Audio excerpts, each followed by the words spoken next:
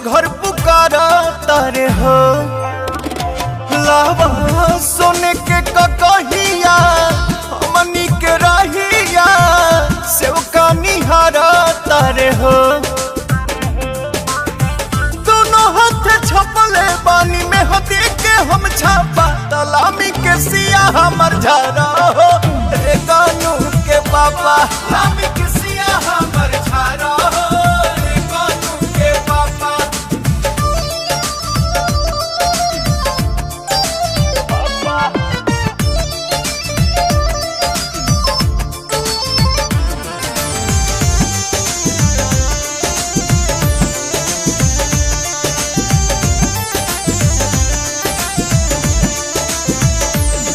हरिये स्वामी आज तोहर जोग जागल बा।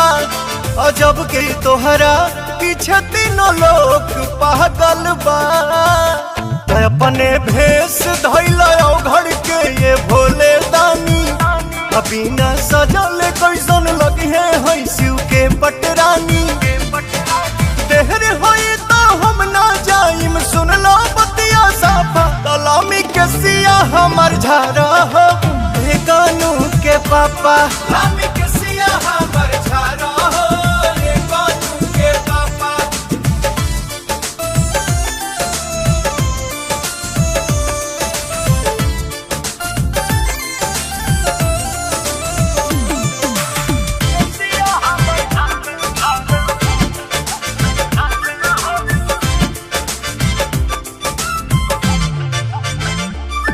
हे अंतर्यामी अपने मगन रहेला। अरे आठो अंगवा लाइक भसम रहेला। है अपने कही बेरी जाटा तू संवारेला। हम कहिले तो हमरो बतिया टारेला।